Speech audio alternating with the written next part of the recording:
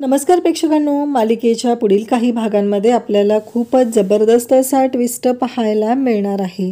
कारण नक्की असं काय झालेलं आहे, कशामुळे ह्या गोष्टी घडणार आहेत ते आपल्याला पाहायला मिळणार आहे. कारण आत्ता सोहमच्या लग्नाची बोलणी सुरू झालेली आहे. त्यासाठी त्यांनी सर्वांनी आणलेलं आहे ते म्हणजे सोहमच्या अनामिकाच्या घरच्या आईबाबांना सगळ्यांना बोलवलेलं आहे आणि सोहमच्या लग्नाची बोलणी ही सुरू झालेली असतात. सोहमचं लग्न ठरलेलं आहे. अद्वैतनं अगदी सुपारी फोडूनच तिकडे अनामिकाच्या आईबाबांना घेऊन तो आलेला आहे आणि आता चांदेकरांच्या घरी पुन्हा एकदा सनई चौघडे वाजणार आहेत. चांदेकरांच्या घरी आनंद येणार आहे. चांदेकरांच्या घरी सुखाचे क्षण येणार आहेत. पण एक मोठा ट्विस्ट येणार आहे, तो म्हणजे चांदेकरांच्या घरी या आनंदाला दृष्ट लावणारी, या आनंदावरती विरजण टाकणारी व्यक्ती आहे ती म्हणजे रोहिणी. आणि रोहिणी जी आहे ती चांदेकरांच्या घरी सर्व गोष्टींचा गोंधळ घालणार आहे. हे सगळं कशा पद्धतीनं होणार आहे ते आपल्याला पाहायला मिळणार आहे. कारण रोहिणीने ठरवलेलं आहे की काहीही झालं तरीही चांदेकरांच्या घरी सुखाचे क्षण येऊ देणार नाही. आणि त्याचबरोबर रोहिणीने ठरवलेला आहे की आता हा जो सोहम चांदेकर आहे तो अद्वैतनंतर चांदेकरांचा वारस म्हणून पुढे येत आहे, तर त्याच्या आयुष्यातही मी सुख येऊ देणार नाही असं रोहिणीने ठरवलेलं असतं. आणि त्यासाठी ऐन लग्नाच्या वेळी सोहमची होणारी बायको अनामिका हिला किडनॅप करण्याचा प्लॅन रोहिणी आणि राहुल आणि नैना यांनी आखलेला असतो. आणि त्याप्रमाणे त्या सर्वजण आता राडा घालण्यासाठी तयार झालेले असतात. कारण त्यांना फक्त एवढंच माहिती असतं की काहीही झालं तरीही हा जो प्लॅन आहे तो अजिबात वर्क होऊ द्यायचा नाही. हे जे लग्न आहे ते अजिबात होऊ द्यायचं नाही. हे जर लग्न झालं तर मात्र आपली वाट लागणार आहे. कारण सोहम हा चांदेकर आहे, त्यामुळं ह्या घरातले अधिकार अद्वैतनंतर त्यालाही तेवढेच मिळणार आहेत. त्यामुळं काहीही झालं तरी सोहमच्या आयुष्यात सुख येऊ द्यायचं नाही. आणि सोहमचं जर अनामिकावरती प्रेम असेल तर हे लग्न होऊच द्यायचं नाही असं या दोघांनीही ठरवलेलं असतं. हे सगळं करायचा प्लॅन आता त्यांनी केलेला असतो. काहीही झालं तरीही सोहमच्या आयुष्यात आता आनंद येऊ द्यायचा नाही, एवढं मोठं प्लॅनिंग चालू असतं. इकडे आता चांदेकरांच्या घरी सगळी बोलणी झालेली असतात आणि त्याचबरोबर आबांनी आता बस्त्यासाठी बोलवलेलं असतं. त्यामुळं इकडे आबांनी अनामिकाच्या आईबाबांनाही बोलवलेलं असतं. कारण अनामिकासाठी साड्या घ्यायच्या असतात, तर त्या साड्या आता लग्नाच्या तिच्या पसंतीनं झाल्या पाहिजेत. लग्न हे ग्रँड असं झालं पाहिजे, हे सगळं आबांनी ठरवलेलं असतं. कारण चांदेकरांच्या शेंडेफळाचं लग्न आहे आणि तेही थाटातच झालं पाहिजे. अद्वैत जसा आबांचा लाडका आहे त्याहीपेक्षा जास्त लाडका म्हणलं तरी चालेल तो सोहम आहे, हे मात्र रोहिणी आणि राहुलला चांगलंच माहिती आहे. कारण आबांनी रोहिणीला सांगितलेलं आहे, त्याचबरोबर सरोजी रोहिणीला बोललेली आहे की तू आहे ना ती चांदेकर नाही आहेस तर तू फडतरे आहे, हे सगळं बोललेली असते. त्यानंतर इकडे आता सगळी बस्त्याची तयारी झालेली आहे. या सर्व तयारी झालेल्या असतात, या सगळ्या गोष्टी झालेल्या असतात. आणि त्यासोबतच इकडे पाहायला मिळतं की आता जेव्हा या सर्व गोष्टी चालू आहेत तेव्हा अद्वैत मात्र इकडे बोलत असतो. अद्वैत मात्र म्हणत असतो की सोहम तू खुश आहे ना. कारण अद्वैतनं ठरवलेलं असतं की त्याचं प्रेम त्याला मिळालेलं नाही, तर ह्या सगळ्या गोष्टी मिळाल्याच पाहिजेत, हे सगळं चाललेलं असतं. आणि त्यासोबतच हे सगळं जेव्हा घडत असतं तेव्हा मात्र इकडे कला मात्र पाहते. कारण सोहमच्या चेहऱ्यावरती तो आनंद तिला दिसत नाही. ती म्हणत असते की सोहमचं जर अनामिकावरती प्रेम आहे आणि आपण त्यांचं लग्न लावत आहोत, मग त्यांना आनंद का होत नाही आणि नक्की काय झालेलं आहे, ते एवढे टेन्शनमध्ये का आहे हा सोहम, हा प्रश्न पडलेला असतो. आणि त्यासाठीच तिचे प्रयत्न चालू झालेले असतात. इकडे सोहम मात्र बिचारा विचार करत असतो की नक्की काय करतोय मी, काय होणार आहे या सगळ्या गोष्टी, या सगळं त्याचं डोक्यात सुरू असतं. पण इकडे अद्वैतच्या मात्र आनंदाला पारावार उरत नाही. कारण त्याने ठरवलेलं आहे की काहीही झालं तरीही एक गोष्ट मात्र करायची आहे आणि ती म्हणजेच जी गोष्ट आहे काहीही झालं तरी अजिबात शांत राहायचं नाही. आणि आता अद्वैतने ठरवलेलं आहे की सोहमच्या आयुष्यात आनंद आणायचा म्हणजे आणायचा. कारण सोहम हा खूप आनंदी आहे. सोहमच्या आयुष्यात या सर्व गोष्टी घडल्या पाहिजेत, एवढंच त्याच्या डोक्यात चालू झालेलं असतं. आणि त्याने ठरवलेलं आहे त्या पद्धतीने गोष्टी चालू असतात. अद्वैत म्हणत असतो की काहीही झालं तरीही सोहम जो आहे तो सुखात राहिला पाहिजे. कारण माझ्या आयुष्यात जे घडलेलं आहे ते सोहमच्या आयुष्यात घडायला नको आहे, एवढंच त्याच्या डोक्यात चाललेलं असतं. त्यासोबतच इकडे पाहायला मिळतं की आबांनी आता बस्त्याची तयारी केलेली आहे, सगळेजण बोलवलेले असतात, सगळ्या गोष्टी घडत असतात. तेव्हा मात्र इकडे सोहम अजिबातच आनंदी नसतो आणि इकडे रोहिणी आणि राहुल यांचं प्लॅनिंग सुरू झालेलं असतं. 2 दिवसानंतरची लग्नाची तारीख असते आणि या लग्नामध्ये आपल्याला गोंधळ घालायचा आहे. हा जो सोहम आहे त्याच्या आयुष्यात हा आनंदाचा क्षण येणार आहे, तो येऊ द्यायचा नाही, एवढं घाणेरडं प्लॅनिंग त्या दोघांनी केलेलं आहे. आणि त्याचबरोबर हे सगळं जेव्हा घडत असतं तेव्हा मात्र इकडे अनामिकाचे आईवडीलही तेवढेच खुश झालेले असतात. आणि काहीही झालं तरीही आत्ता या सर्व गोष्टी जेव्हा चालू झालेल्या आहेत तेव्हा मात्र इकडे यांनी ठरवलेलं आहे त्या पद्धतीने प्लॅनिंग सुरू आहे. कारण आता त्यांनी काही माणसं हायर केलेली आहेत. अगदी लग्नाच्या दिवशी गाडी कोणती, नक्की तिला कसं पळवायचं आहे, कसं किडनॅप करून ठेवायचं आहे, लग्न होईपर्यंत तिला इथं येऊ द्यायचं नाही आणि सोहमच्या गळ्यात कोणाला तरी बांधायचं, ऐनवेळी तिथं राडा घालायचा, हे सगळं चाललेलं असतं. त्याचबरोबर इकडे मात्र आबा खुश असतात. आबांनी सगळी तयारी केलेली आहे, सर्व गोष्टी छान पद्धतीने झाल्या पाहिजेत असं आबांचं म्हणणं असतं. परंतु आबांच्या या कोणत्याही आनंदाला आता तिथे अर्थ लागू देत नाही, ती म्हणजे रोहिणी. सोहम तर शांत आहे, त्याच्या मनात आहे ती म्हणजे काजल. त्याला काहीही झालं तरीही काजलसोबत लग्न करायचं आहे आणि त्याचं असं म्हणणं आहे की माझं काजलवरती किती प्रेम आहे, परंतु या सर्व गोष्टी ज्या घडत आहेत त्या इतक्या विचित्र पद्धतीनं घडत आहेत की त्याला कळतच नाही आहे की नक्की मी काय करू, नक्की कशा पद्धतीनं गोष्टी हँडल करू, हे सोहमला कळतच नसतं.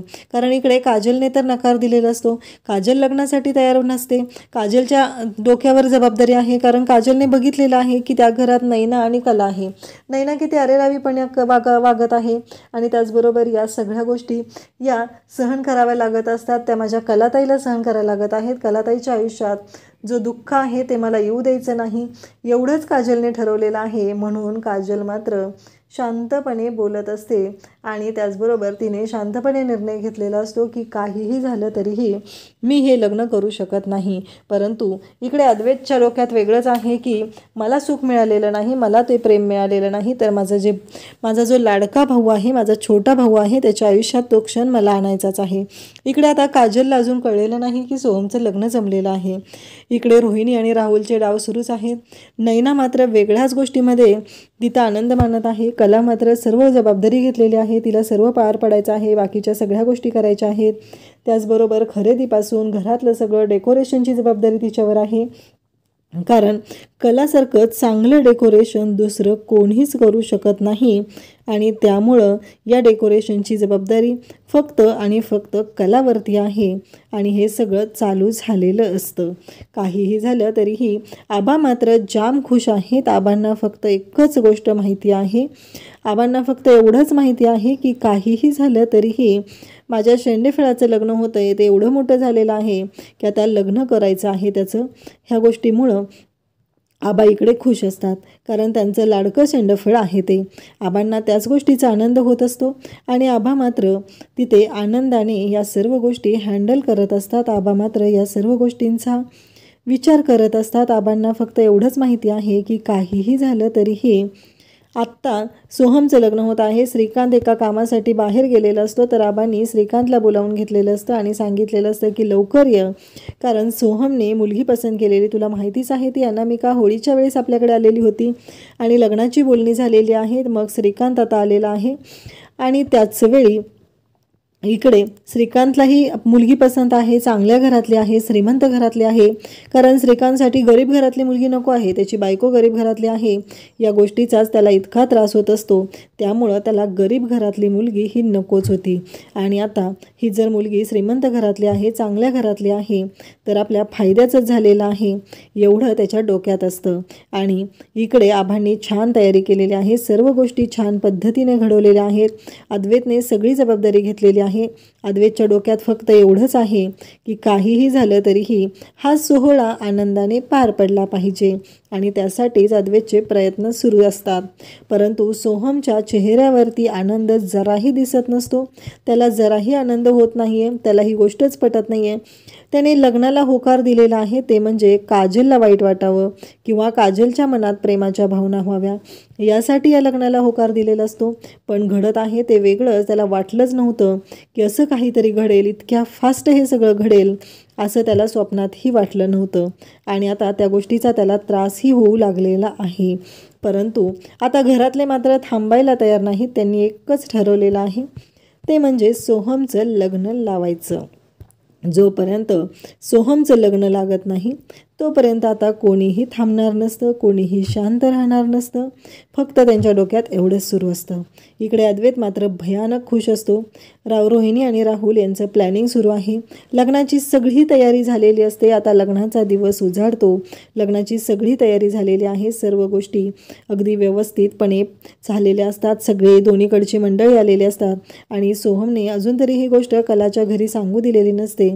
परंतु जेव्हा मात्र ही गोष्ट कलाच्या घरी कळणार असते, इकडे काजलला कळणार असते. काजलने मात्र सोहमच्या सगळ्या आठवणी आहेत त्या तिथे जाळून टाकलेल्या असतात. तिने ठरवलेलं असतं की काहीही झालं तरीही या ज्या सगळ्या सोहमच्या आठवणी आहेत त्या मला माझ्याजवळ ठेवायच्याच नाहीत, एवढंच तिने ठरवलेलं असतं.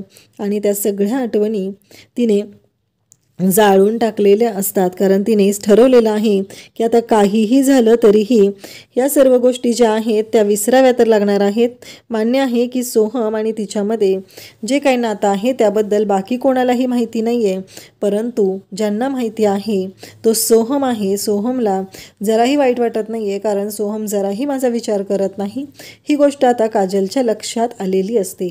इकडे रजनी तर खुश झालेली आहे. आपल्या लेकाचं लग्न होतं आहे, त्याचबरोबर त्याच्या आवडत्या मुलीबरोबर लग्न होतं आहे. त्यांनी स्वतःहून या सर्व गोष्टी सांगितलेल्या आहेत. या गोष्टींचा आनंद रजनीला झालेला असतो. रजनी म्हणत असते की काहीही झालं तरीही माझा मुलगा सुखात आहे ना, मग झालं, एवढंच रजनीच्या डोक्यात असतं. आणि मग रजनी जी आहे ती खुश होऊन आनंदाने सगळ्या गोष्टी करत असते. सगळ्या गोष्टींमध्ये ती तेवढी इंटरेस्ट घेत असते. सगळ्या गोष्टी आनंदाने करत या सर्व गोष्टी तिने आता सांभाळलेल्या असतात. कला पण तिच्या बरोबरीला काम करत असते. तर इकडे सरोजलाही आनंद झालेला असतो, कारण काहीही झालं तरीही सरोजच्या डोक्यात पण एकच असतं की चांगल्या घरातली मुलगी आली पाहिजे. कारण ही भिकारी जे आहेत खरे यांच्यासारखं कोणी आपल्या पदरात यायला नको आहे, एवढं सरोजच्या डोक्यात असतं. कारण माझ्या अद्वैतचं जे वाटोळं झालेलं आहे तसं वाटोळं होता कामा नये एवढं तिला वाटत असतं. आणि त्यासाठी तिला आनंद झालेला असतो, कारण दुसरं कोणीतरी आलेलं आहे. परंतु आता खूप मोठा राडा होणार असतो ऐन लग्नाच्या दिवशी. आता अनामिका तयार होऊन निघत असते. ती पार्लरमध्ये गेलेली असते आणि त्यासोबतच तिला तिच्याबद्दलचं सगळं प्लॅनिंग आता रोहिणीनं केलेलं असतं. तिची जबाबदारी रोहिणीनं घेतलेली असते. कारण रोहिणीने त्या गोष्टी मेकअप, दागिने, नटणं, मुरडणं हे मात्र रोहिणीला जमत असतं. बाकीची कामं ती करत नसते कधी, हे घरात सगळ्यांनाच माहिती असतं. आणि त्यामुळं आता अनामिकाच्या मेकअपची जबाबदारी तिनं स्वतःकडे घेतलेली असते. आणि मग अनामिकाला तिने सांगितलेलं असतं की तो पार्लरवाली जी आहे ती पार्लरवाली खूप चांगली आहे, तिथे तिनं पाठवण्याचं ठरवलेलं असतं. आणि मग अनामिकाला तिथेच घेऊन ती गेलेली असते. परंतु तिला आता घरून फोन आलेला आहे म्हणून ती घरी आली असं तिने दाखवलेलं असतं. आणि आता ऐन लग्नाच्या ठिकाणी ती पोहोचलेली असते. अनामिकासाठी ड्रायव्हर आणि गाडी पाठवलेली आहे. एवढं सगळं तिनं प्लॅनिंग केलेलं असतं आणि त्याच पद्धतीनं तिनं गोष्टी करत असते. एवढं सगळं झालेलं असतं. परंतु जेव्हा रोहिणीने हे सगळं प्लॅनिंग केलेलं असतं तेव्हा तिची साथ द्यायला तिथे असतो तो म्हणजे तिचा लाडका मुलगा, तो म्हणजे राहुल. आणि आता नवरी मुलगी लग्न मंडपात आलेली नाही. लग्नाचे मुहूर्त जवळ आलेला असतो, पण अजूनही ती आलेली नाही. म्हणून घरातील सगळ्यांनाच टेन्शन आलेलं असतं. सगळेजण विचार करत असतात की हे सगळं काय झालेलं आहे. आता तिचे आईवडील, अनामिकाचे आईवडील पण घाबरलेले असतात की अनामिका गेली कुठं, कारण तिला तर पार्लरमध्ये पाठवलेलं होतं. इकडे रोहिणीला विचारलं जातं तेव्हा रोहिणी म्हणत असते की हो, मी तिच्यासाठी गाडी पाठवली होती, ड्रायव्हर पाठवलेला, ड्रायव्हरला फोन केला जातो, ड्रायव्हरचाही फोन लागत नसतो. इकडे अनामिकाचाही फोन लागत नसतो. सगळेजण टेन्शनमध्ये आलेले असतात की हे सगळं अचानक काय झालेलं आहे आणि या सगळ्या गोष्टींमुळं काय होणार आहे पुढं, हा मोठा प्रश्न उभा राहिलेला असतो. आणि सगळ्यांनाच प्रश्न पडलेला असतो की आता करायचं काय, कारण अचानक ही मुलगी गायब झालेली आहे आणि हिला शोधायचं कसं हा मोठा प्रश्न असतो. आणि मग रोहिणी कांगावा करायला सुरुवात करते. मला तर असं वाटत आहे हे जी खरे मंडळी आहे ना, यांनीच काहीतरी केलेलं आहे, यांनीच अनामिकाला गायब केलेला आहे असं म्हणत तिने संगीतावरती आरोप करायला सुरुवात करते. आबा म्हणतात की रोहिणी काय बोलतेय. संगीता इकडे म्हणू लागते की अहो रोहिणी मॅडम काय बोलताय तुम्ही, काय संबंध आहे माझा या सगळ्याशी, आणि आम्ही कशाला तिला किडनॅप करू, आम्हाला तर लग्न आहे ही गोष्टच आज कळलेली आहे, तर आम्ही किडनॅप करायचा प्रश्नच येत नाही असं संगीता बोलत असते. इकडे अनामिका मात्र तयार झालेली असते आणि तयार झाल्यानंतर पार्लरमधून ती बाहेर आलेली असते. तिला फोनवरती जी गाडी सांगितलेली असते त्या गाडीतही ती बसलेली असते, परंतु आता तिला माहिती नसतं तो ड्रायव्हर मध्येच गाडी थांबवतो आणि सांगू लागतो की गाडी बंद पडलेली आहे. आणि त्याचबरोबर त्या ड्रायव्हरने अशा ठिकाणी तिला घेऊन गेलेला असतो की जिथे नेटवर्क वगैरे अजिबात नसतं, तिथे फोन वगैरे काहीही लागत नसतात, अशा ठिकाणी आता तो घेऊन गेलेला आहे. आणि तिथे मात्र सगळेजण असतात, परंतु इकडे आता कांगावा सुरू झालेला आहे. रोहिणी म्हणत असते की ह्या खऱ्यांनीच काहीतरी केलं असणार आहे, कारण तो सोहम ही गुंड मुलगी आहे ना, हिच्याबरोबर नेहमी बोलत असायचा, हिचंच काहीतरी प्लॅनिंग असणार आहे आणि हिनेच आपल्या सोहमला इकडे अनामिकाला गायब केलं असणार आहे. तेव्हा कला म्हणते की रोहिणी मॅडम बास झालं, तुम्ही खूप बोलताय, काही गरज नाही आहे एवढं सगळं बोलायची, आणि आम्ही काय करू, कारण आत्ताच आईला आणि माझ्या बहिणीला आज सकाळी फोनवरती कळलेलं होतं की लग्न ठरलेलं आहे, त्यांना तर या लग्नाबद्दल काहीही माहिती नव्हतं आणि तरीही तुम्ही त्यांच्यावरती आरोप करत सुटलेले आहात असं कला बोलत असते. संगीता मात्र रडत असते. आणि तेव्हा अद्वैत तिथे येतो आणि अद्वैत म्हणू लागतो की रोहिणी आत्या बाद झालं, तू कोणतेही आरोप लावू नकोस. आणि तेव्हा मात्र रोहिणीची साथ द्यायला सरोज तिथं असते. आणि त्याचबरोबर हे सगळं चालू असतं तेव्हा सोहम म्हणत असतो की नाही, हे शक्यच नाही, कारण काजल किंवा काजलच्या घरच्यांनी असं काही केलेलं नाही आणि रोहिणी आत्या तू असले कोणतेही आरोप लावू नकोस. इकडे अनामिका मात्र तिथं असते, तिला बेशुद्ध केलेलं असतं त्या ड्रायव्हरने आणि या सर्व गोष्टी घडलेल्या असतात. त्या ड्रायव्हरने जाणून बुजून हे सगळं केलेलं आहे आणि या सगळ्या गोष्टींचा परिणाम एवढा वाईट होईल असं स्वप्नातही वाटलेलं नव्हतं. अनामिका स्वतःला तिथून सोडवण्याचा प्रयत्न करत आहे, पण ती काही तिथून सुटू शकत नाही. अशाच अपडेटसाठी चॅनलला सबस्क्राईब करा. त्याचबरोबर आता लग्नात काय राडा होणार, सोहमच्या लग्नाच्या मुहूर्तापर्यंत अनामिका पोहोचू शकेल का आणखी काय निर्णय घ्यावा लागेल, याचा पार्ट 2 उद्याच आपल्या चॅनलवरती अपलोड होणार आहे. अशाच अपडेटसाठी चॅनलशी कनेक्टेड राहा. थँक्यू.